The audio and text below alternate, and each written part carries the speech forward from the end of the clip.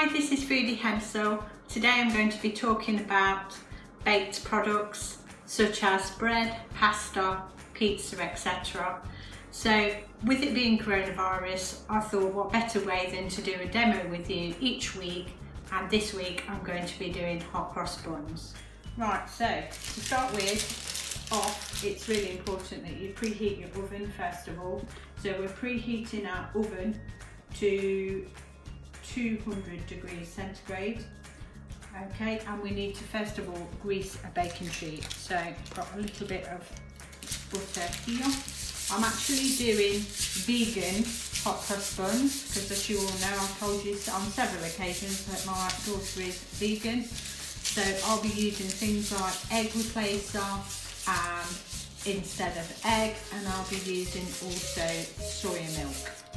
Okay, so that's my greased baking tray, so that can go out of the way first of all. Okay, so the next stage is to prepare your yeast. So we need 150 ml of water.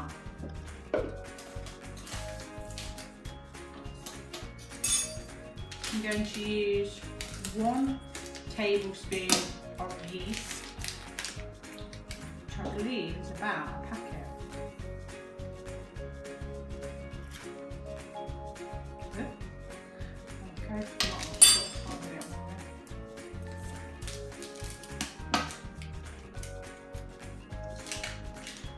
Okay, and we're going to add 1 teaspoon of sugar to activate it, to wake it up. I'm just going to give it a quick stir before I start.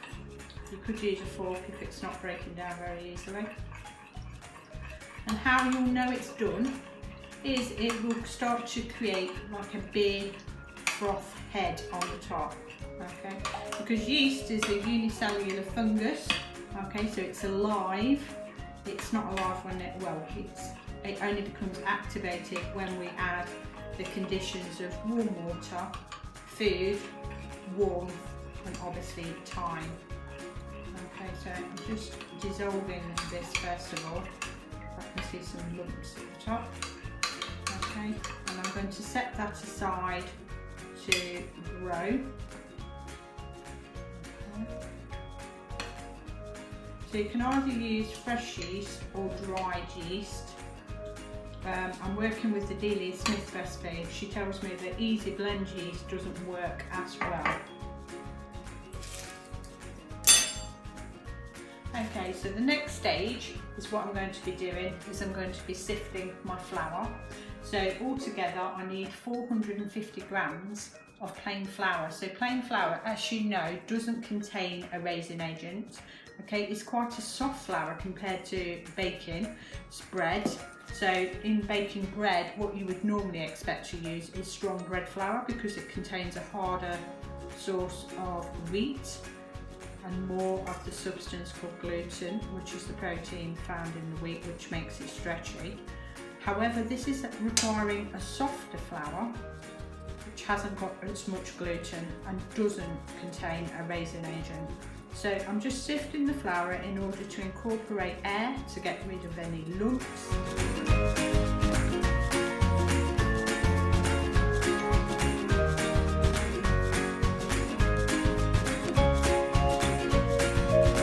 Okay, so the next stage, what I'm going to be adding is 1 teaspoon of salt. And it says a level teaspoon. So a level teaspoon means if the time was to draw a knife, which is a straight edge, okay, across the top, that actually would be a level teaspoon of salt. You never do it over the bowl, just because if the lid pops off, then you've got to start again. Okay, I'm just going to use my knife just to go over the top, just to see whether I'm about there. Yeah, I'm going backwards and forwards with it. Yes, we've got 1 teaspoon of salt. Now, if you remember, yeast and salt don't actually like each other. At the moment, yeast isn't in there. It's actually in the jug trying to do its work. So we've got a teaspoon of salt that we're adding. We're adding a teaspoon of mixed spice, which is a combination of ginger, cinnamon, nutmeg, and I do like a little bit of spice, so therefore I'm going to be adding a heaped teaspoon of spice. I'm going to be adding 50 grams of caster sugar, which is a finer sugar, and then I'm going to be adding, it's supposed to be 75 grams of currants and 50 grams of mixed peel. However, with the current climate, I struggle to get hold of mixed peel, and I also struggle to get hold of currants. So therefore what I've done is I've added the 75 and 50 together to make 135, and therefore, sorry, 125 grams, and therefore I'm using sultanas instead. So I'm going to be adding my sultanas to the bowl, like so. Alright, so the next stage is we need to stir the mixture, first of all. And it tells you to make a well in the centre. A well in the centre would normally be your egg, so you'd normally place your egg with it not cracked into the middle, just give it a quick turn, and that would make a circle in the middle where you would place your egg. But in this case, I haven't got an egg, as you would know, because I'm doing vegan hot cross buns. So what I need to do is I need to add my mixture. So this is my egg replacer.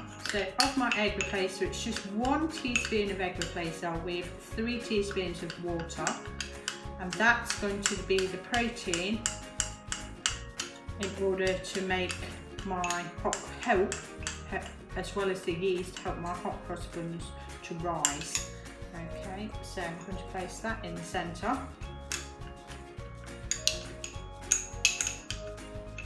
All out. So the egg replacer I got from Holland and Barrett, okay, and it was priced just maybe about £2.50, something like that, but it's the equivalent of 60 eggs, so it's all good. Okay, so put my teaspoon there, and then I'm going to be adding my milk into my well. Remember, I'm using soya milk rather than milk from a cow. These are milk from soybeans. Then I'm going to be using 50 grams of melted butter. So that's going in as well. And also, you'll notice, just looking at this, you'll notice that the yeast has started to react with the hot water and the sugar, and it's almost got like a little bit of a head on it. Okay, so that is really good. That means it's reacted quite well. So I'm going to be adding my yeast, giving it a little bit of a stir.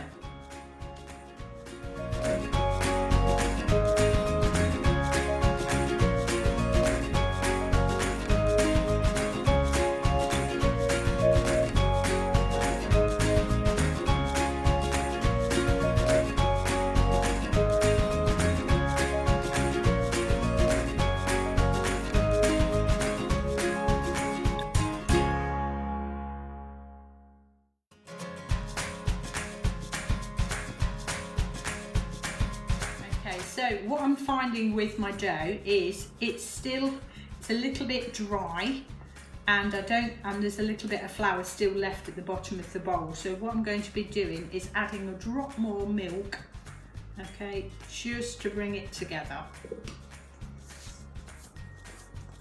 So you're going to bring it together until it becomes a dough, and then what we're going to be doing next is we're going to be kneading onto our surface for about 6 minutes.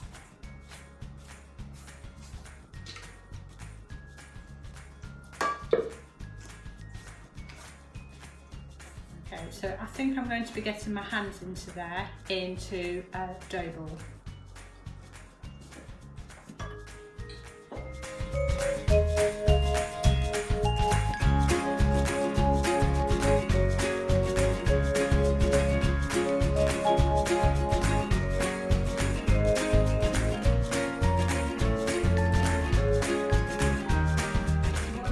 doing now is I'm just flour dredging the surface, which obviously we wiped down right at the beginning.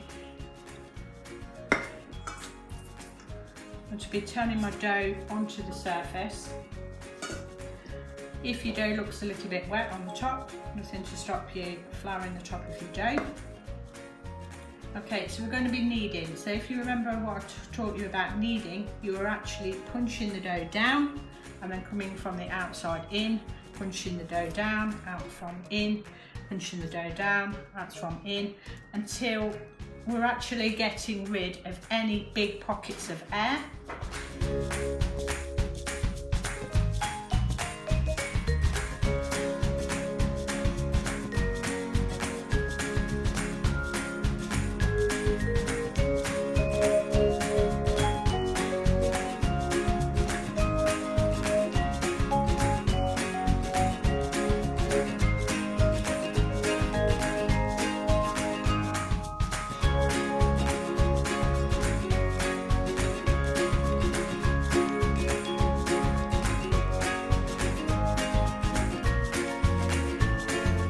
So once you've been kneading for 6 minutes, you're going to place your dough back into the bowl and you're going to cover it. I've still got my melted butter that I had earlier, and it says that I need to oil. You can use a plastic bag if you want to. Carrier bag is absolutely fine, not a problem. Okay, and you're going to place this over the top of your bowl, and then you're going to cut it like so. You need to leave it for about an hour. It's been an hour. You're going to remove the cling film, lay it down. You're going to need some flour again to flour your surface, because what we need to do is we need to knock the dough out back to its original size. Just give it a bit of a helping hand there. It's stuck to my bowl. Okay, again, as I said before, if it's a bit too sticky, just put some flour over the top. So, need to be kneading again to knock it back to its original size.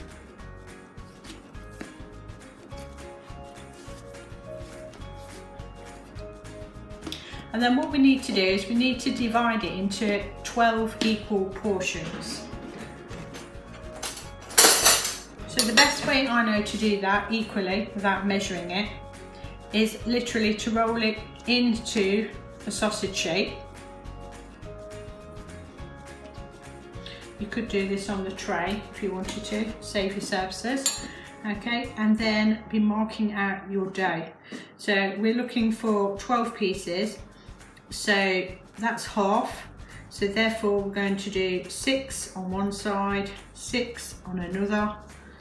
So I'm going to go 1, 2, 3, that's 6, 2, 3, so that should equal 12. So I'm just going to cut each 12 off.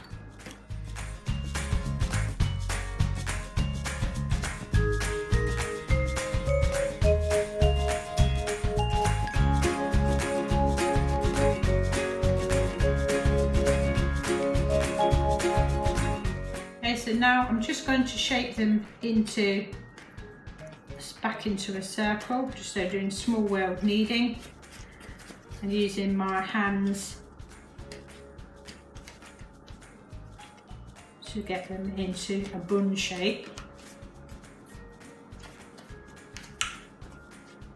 Okay, so you're going to do that to all 12.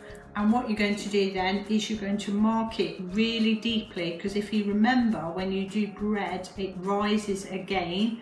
So any deep marks have to stay in there. So some nice deep marks going on. And then you're going to cover it again with the cling film and leave it to rise for 25 minutes. Right, so whilst I'm waiting for these to rise, they have risen a little bit.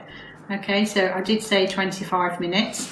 I'm going to be making the crosses, which are quite symbolic, to go on the top. So altogether, I've got 110 grams of plain flour and 3 tablespoons of water. I've got my jug, not because I need this amount of water, just from a point of view of getting it and not carrying it across the floor. So we've got 1, 2, 3. And step to the side.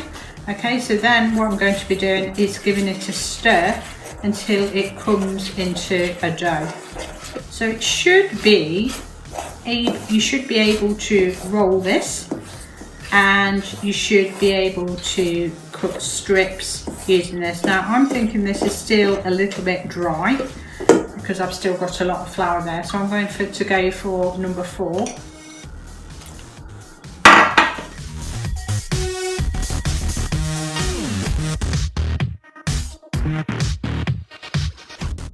Okay, so once it's come to a dough ball, I'm just going to go right off the spoon.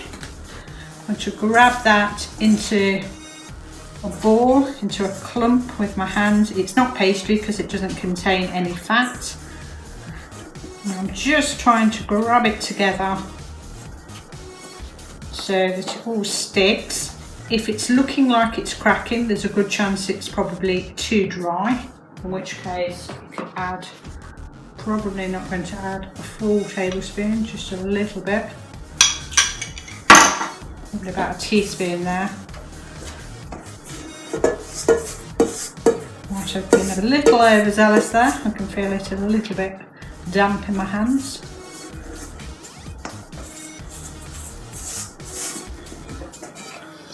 Okay, so once you've got it into a ball and your bowl is totally empty, what you're going to be doing is you're going to be rolling your dough out. And because you're going to be cutting it, I'm going to suggest that you do it on a chopping board. I'm going to flour my chopping board. So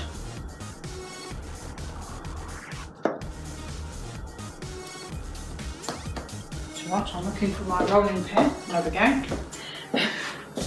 Okay, and you're going to be rolling your dough. If it starts sticking to the rolling pin, don't be afraid to put a little bit of flour just over the top.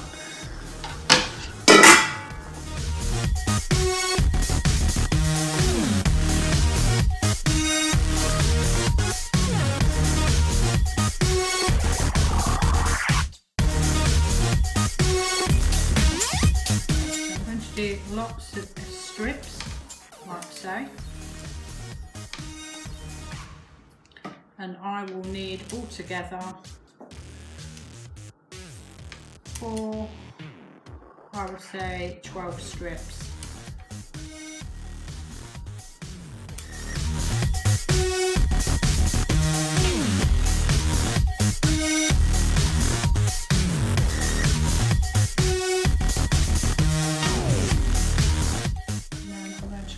Through the middle.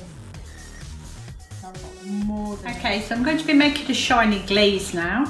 So you're going to need 2 tablespoons of sugar. It can be granulated sugar if you want, which is obviously the bigger grains, but I've found that I haven't got any in my cupboard.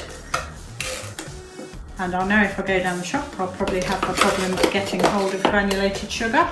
So I'm going with my caster sugar. So I've got 2 tablespoons of my caster sugar, and then I'm going to add 2 tablespoons of water.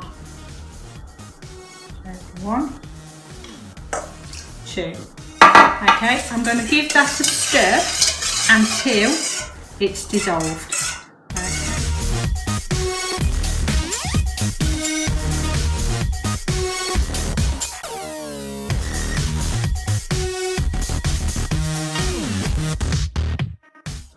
Okay, so what you're going to do is remove the cling film. You should see the marking of the cross. Okay, and with a pastry brush and a bit of water, you're just going to be putting your strips on over the top. Use like so, so one there. And then you'll obviously need one in the middle, because otherwise that's got nothing to stick to.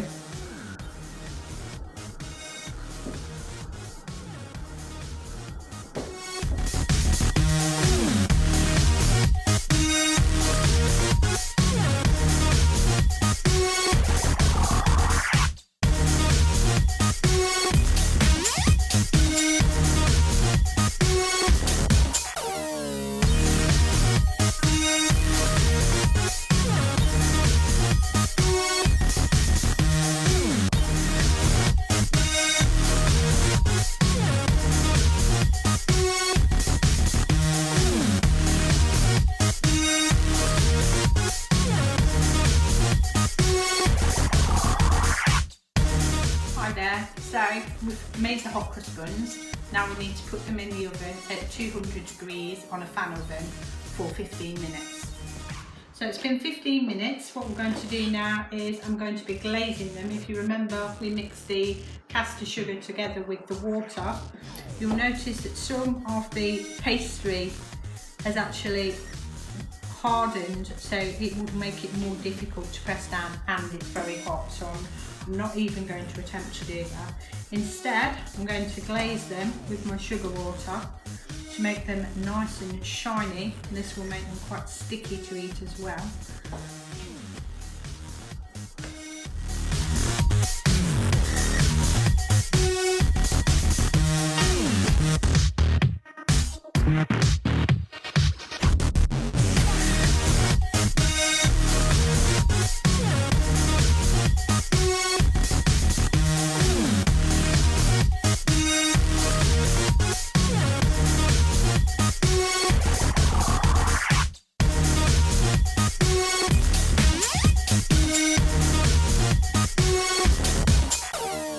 So this is Mrs. Hemsill just wrapping up the hot crust buns. As you can see, I've presented them onto my side plate ready. If you've enjoyed watching this video, what I would like you to do is hit the thumbs up, okay? And I'll be very interested to see any baked products that you've made during or whatever the course of Easter. And whatever, if you could send me them, that I'd be absolutely delighted to see them. Obviously I will grade them as well. And whatever, I'll see you next week. Bye for now.